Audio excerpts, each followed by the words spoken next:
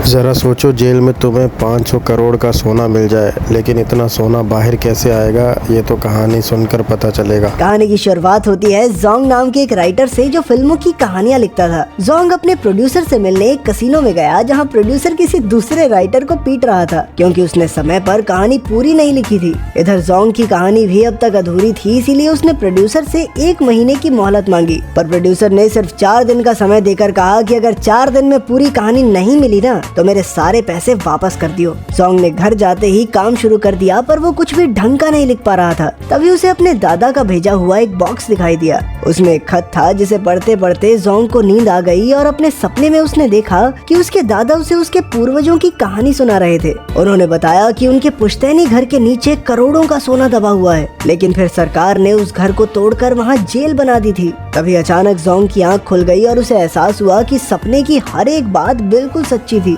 क्योंकि उस बक्से के अंदर से एक नक्शा निकला जो बिल्कुल जेल के नक्शे से मिलता था। अब जोंग ने सोच लिया कि वो कुछ भी करके अपने पुश्तैनी सोने को हासिल करके रहेगा। अब वो बस इस गरीबी की जिंदगी से बाहर निकलना चाहता था। इसके लिए उसे जेल के अंदर घुसने की जरूरत थी, तो उसने अपने पड़ोसी का लैपटॉप छत से नीचे फेंक दिया और इस टुच्ची सी वजह के लिए भी उसे जेल में भेज दिया गया। जेल में उसने देखा कि कई कैदी क्रैब नाम के कैदी का जन्मदिन मना रहे थे। फिर क्रैब जोंग से मिला और उसने बताया कि उसका भी जोंग नाम का एक बहुत करीबी दोस्त था, इसीलिए क्रैब ने जोंग को अपना दोस्त बनाकर हमेशा उसकी रक्षा करने का वादा किया। बाद में जोंग जेल में मौजूद बरगद के पेड़ के पास गया, क्योंकि उसके आसपास ही एक पुराना कुआं था जिसके अंदर वो खजाना छिपा था। तभी वहाँ एक और कैदी जोंग के पास आया और उसने बताया कि इस जेल के अंदर 2 बहुत ही ताकतवर ग्रुप्स हैं, जिनमें काफी समय से बिना बात के दुश्मनी चलती रहती है। उसने कहा कि जोंग को यहाँ जिंदा रहने के लिए किसी एक ग्रुप में तो शामिल होना ही पड़ेगा। पहली गैंग तो क्रैब की ही थी और वो किसी भी हाल में अपने साथी की हमेशा रक्षा करते थे। वहीं दूसरी गैंग का लीडर था बाओ नाम का एक खतरनाक कैदी।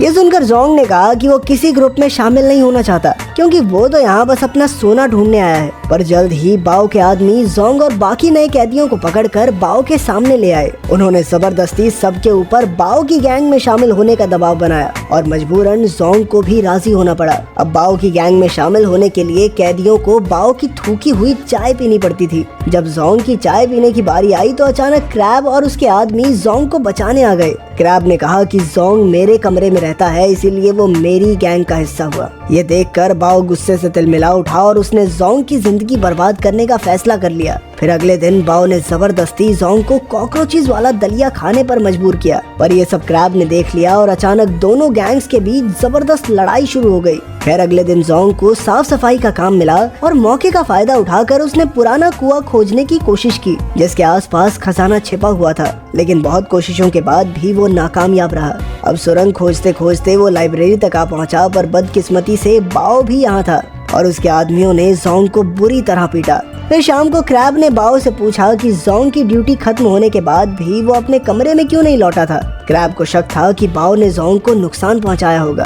इस बार बाओ ने कहा कि वो जानता है कि जोंग कहाँ है, पर ये बताने से पहले क्रैब को बाओ की थूकी हुई चाय पीनी होगी। ना चाहते हुए भी क्रैब को उसकी बात माननी पड़ी और अंत में बाओ ने उसे बताया कि जोंग कूड़ेदान में पड़ा है। जोंग कूड़ेदान में अपनी आखिरी सांसें गिन रहा था कि ऐन वक्त पर क्रैब ने जोंग की जान बचाई। उसकी हालत देखकर क्रैब ने फैसला किया कि वो बाओ से बदला जरूर लेगा। इस पर जोंग भी राजी हो गया, क्योंकि शायद दोनों गैंग्स की लड़ाई में शायद उसे स्टोर रूम से जेल का नया नक्शा मिल जाए, जिसकी मदद से वो शायद पुराने कुएं को ढूंढ पाएगा। फिर जैसे ही दोनों गैंग्स आपस में भिड़ी, जोंग ने मौका पाते ही गार्ड से स्टोर रूम की चाबी चुरा ली, पर इससे पहले कि वो स्टोर रूम खोलता बाओ ने उसे पकड़ लिया। फिर बाद में जोंग ने क्रैब से कहा कि तुम्हें मेरी रक्षा करने की कोई जरूरत नहीं है, क्योंकि जब से तुमने मुझे अपने साथ शामिल किया है तब से मेरी मुश्किलें बढ़ती ही जा रही हैं। ये सुनकर क्रैब को धक्का लगा और वो एकदम शांत हो गया। कुछ देर बाद क्रैब ने जोंग से माफी मांगी और कहा कि उसके लिए अपने साथियों की रक्षा से बढ़कर और कुछ नहीं है, इसीलिए उसने गुस्से में बाओ से पंगा ले लिया। फिर क्रैब ने उसे अपनी पुरानी कहानी सुनाई। कई साल पहले उसका जोंग नाम का एक दोस्त हुआ करता था, जिसने क्रैब को गैंगस्टर्स से बचाने के लिए अपनी जान की कुर्बानी दे दी थी। उस दिन क्रैब ने अपने साथियों की रक्षा करने की कसम खा ली थी। ये सब सुनकर जोंग को भी बुरा लगा और आखिरकार उसने क्रैब को जेल में आने का अपना असली मकसद बताया। वो जेल की बेसमेंट में छिपा अपना सोना लेकर यहाँ से भागना चाहता था। ये सुनकर क्रैब ने सोना ढूंढने में जोंग की मदद करने का फैसला किया और उसने ये भी कहा कि उसे सोने का कोई हिस्सा नहीं चाहिए। अब प्लान के मुताबिक जोंग ने स्टोर रूम के उसके गार्ड की गर्दन पर केमिकल छिड़क दिया जिससे उसे एलर्जी हो जाए। इसी वजह से उसे तुरंत मेडिकल रूम ले जाया गया। मौका देखकर जोंग ने उसकी यूनिफॉर्म चुरा ली और गार्ड का भेष बनाकर स्टोर रूम में घुस गया। वहाँ उसे जेल का नया नक्शा मिला जिसके मुताबिक पुराना कुआं लॉन्ड्री रूम में था। इसके बाद जोंग और क्रैब पुराने कुएं तक पहुंच तो गए, पर अब उनके सामने एक दीवार थी। उन्हें यकीन था कि सोना इसी दीवार के पीछे होगा। जल्द ही उन्होंने हथौड़े मार मार कर दीवार तोड़ डाली। फिर जोंग सोने की तलाश में तुरंत अंदर घुसा, पर काफी देर घूमने के बाद भी उसे सोना कहीं दिखाई नहीं दिया। अंत में उन्हें दीवार में एक सुंदर लकड़ी दिखाई दी। जोंग अब तक हिम्मत हार चुका था, इसीलिए उन्होंने वापस लौटने का फैसला किया और जाते जाते क्रैब ने वो लकड़ी निकाल ली। मगर उस लकड़ी को निकालते ही उनके सामने सोने के 100 टुकड़े आ गए जिनकी कीमत 500 करोड़ से भी ज्यादा थी। जोंग ने कुछ बार क्रैब को दिए, पर उसने इनकार करते हुए कहा कि इस पर उसका कोई हक नहीं है। इसके बाद उन्होंने कपड़े ले जाने वाली मशीन के साथ इन बार्स को जेल से बाहर निकालने का फैसला किया।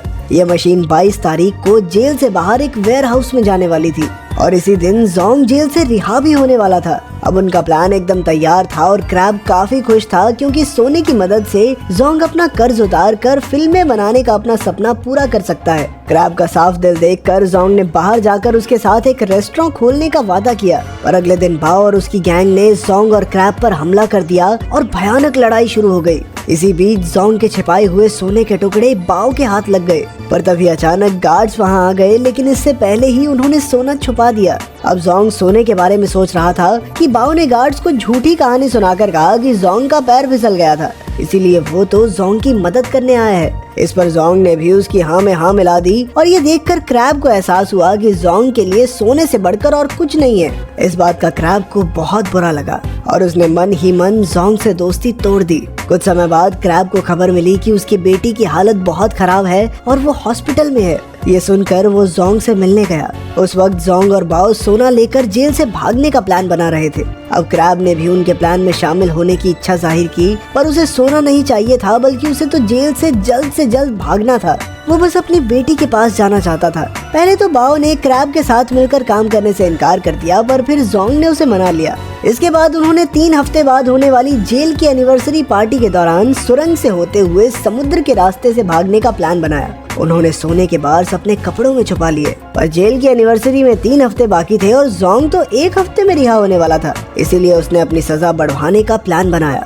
इसके बाद जोंग, क्रैब और बाओ ने जानबूझकर आपस में लड़ाई करके हंगामा कर दिया। जल्द ही गार्ड्स ने वहां आकर सबको अपने अपने कमरे में भेज दिया। अब लड़ाई में शामिल होने के कारण जोंग की सजा बढ़ा दी गई। जल्द ही पार्टी का दिन आ गया और उन्होंने क्लोरीन गैस के गुब्बारे फुलाए ताकि उनमें आग लगाकर वो अपने प्लान को अंजाम दे सके। जब हेड गार्ड भाषण दे रहा था तो अचानक गुब्बारों में धमाका हो गया और इसी मौके का फायदा उठाकर जोंग, क्रैब और बाओ सुरंग के रास्ते से निकल पड़े। पर रास्ते में जोंग को चोट लग गई तो क्रैब ने प्लास्टिक से उसके घाव को बंद किया। इसके बाद उन्होंने जैसे तैसे सुरंगों के बीच रास्ता ढूंढा और मिलकर आगे बढ़ते रहे। आखिरकार उनके सामने एक बड़ा दरवाजा आया जिसके उस पार समुद्र था। उधर गार्ड्स को भी भनक लग गई थी कि 3 कैदी गायब हैं, इसीलिए वो चारों ओर उन्हें ढूंढने लगे। इधर उन तीनों ने अपने बनाए बॉम्ब से धमाका करके दरवाजे को उड़ा दिया और समुद्र में कूदकर भागने को तैयार हो गए। नीचे बाओ के आदमियों की कश्ती उनका इंतजार कर रही थी।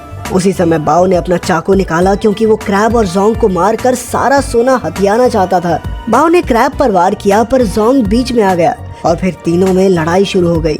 अंत में जोंग ने बाओ से कहा कि तुम सारा सोना ले जाओ मगर हमें जिंदा छोड़ दो, मगर बाओ क्रैब को समुद्र में फेंकना चाहता था। उसने क्रैब को धक्का दे दिया, पर खुशकिस्मती से क्रैब ने एक रस्सी पकड़ ली जिसका दूसरा हिस्सा जोंग ने पकड़ा हुआ था। अब बाओ दोनों की मजबूरी पर हंस रहा था, पर अचानक मौका पाकर क्रैब ने बाओ को ही समुद्र में फेंक दिया। फिर जोंग ने पूरे जी जान से क्रैब को ऊपर खींचने की कोशिश की और तब उसे एहसास होता है कि क्रैब ने शुरुआत से लेकर अब तक एक सच्चे दोस्त की तरह हमेशा उसका साथ दिया था।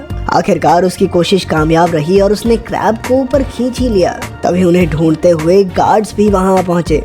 उन्हें देखते ही जोंग और क्रैब ने खुद को उनके हवाले कर दिया।